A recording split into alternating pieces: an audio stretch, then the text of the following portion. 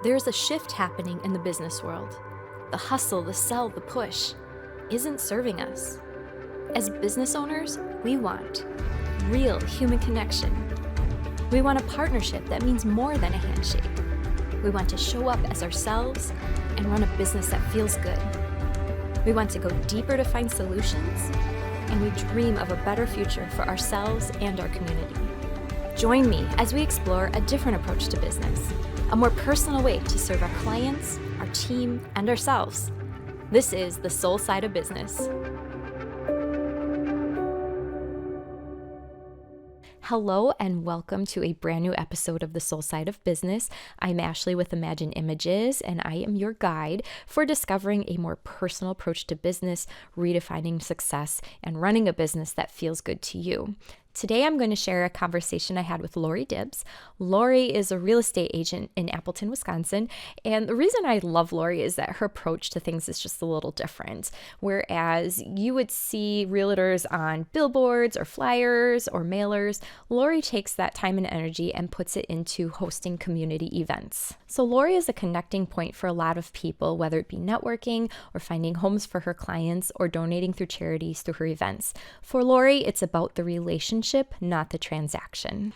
I'm also very grateful that this episode of Soul Side of Business is supported by 516 East, which is Lori's professional office and conference space. It is available to rent, customizable if you're looking for a place to have a party, a seminar, or a workshop. It's centrally located and affordable, and Lori is just a dream to work with. So please join me in hearing what Lori has to say on the approach to her business. How does your business contribute to your clients' stories? So I'm very fortunate. I meet with a wide variety of clients, and I meet them at the season of life they're currently in.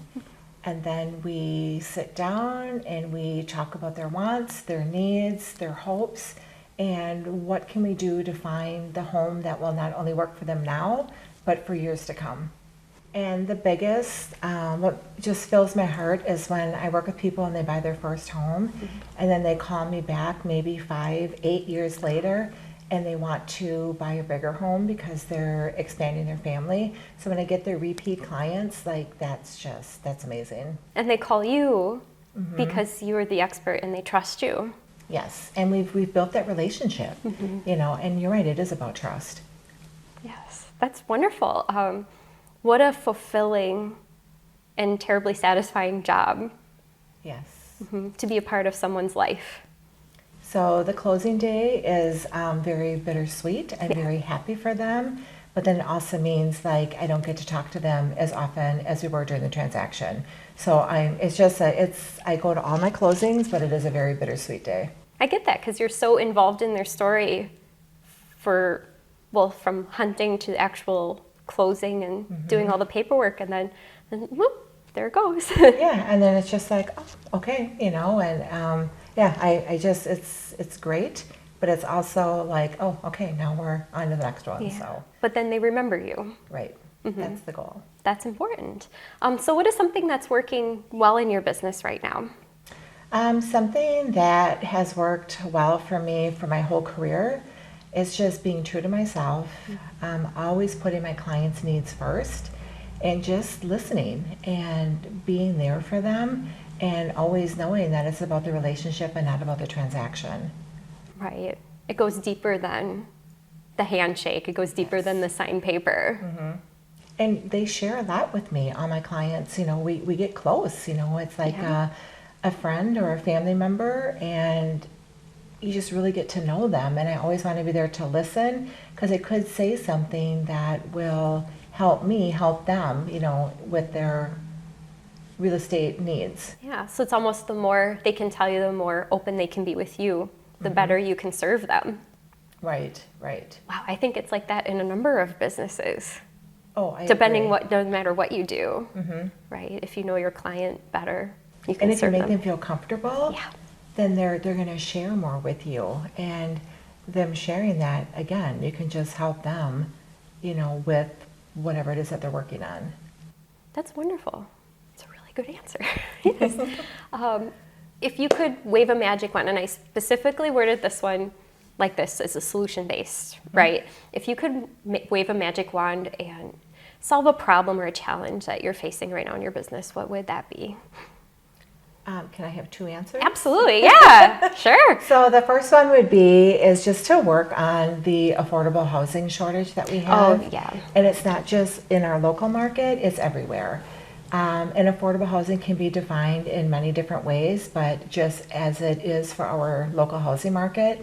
And then, when I'm working with clients and we'll go through homes and they'll like the master bedroom in this home, and then they like the kitchen of this one and the backyard of this one. If I could take my wand and take parts and pieces of all those houses and put it together for them and have that be their home, that would be a superpower I'd love to have. That would be awesome. Yes. Yeah. It would solve a lot of challenges in your in your field. So the affordable housing, like, how does that affect your business? Is it like, do you struggle to find things, like, what is it like when you have to come to a client and say, like, this is what you can afford and this is what the options are right now? Sometimes it's heart-wrenching, but they understand it, but then a lot of times when they come to me, it's their first step. So I'm like, you just need to be patient. Save. Don't do any unnecessary spending. Don't make any big purchases. And then eventually they will get to that point. But we still have limited inventory in the Valley. So if you have one property, there could be anywhere from 4 to 10 offers placed on that property. So it's still challenging for the buyers. And they understand it's not your fault. And Right. they trust you to do the right thing for them. Correct. And that goes back to the education piece. Yeah. When I first meet with clients, before we ever go and look at a home, they come to my office, we sit down and we talk for an hour and a half, and it's just all about education. We not only talk about the market, we talk about them and their situation, the season that they're in, what their finances look like. We talk about everything, so they're prepared when they do start looking at properties, and when we make that first offer, they know what to expect and what not to expect. That's awesome. That goes back to what's working well in your business, right? Yes, You being I do true to yourself. A lot of education. Yeah. A lot of education. And to me, that's just a very important piece of the puzzle. That's wonderful, because then everybody feels good, and the results are going to be just fantastic if everybody's on the same page. Right, right. That's wonderful. That's really good. Thank you. And then, is there a piece of advice or some information you've been given that maybe changed the way you thought about business or how you do things? So I don't get a lot of advice, but I'm always open. I love brainstorming. I love collaboration. If somebody's like, hey, have you ever thought of this? Then I'm like, okay, let's have a chat about that. But recently, my marketing intern, she's like, we're going to do a video.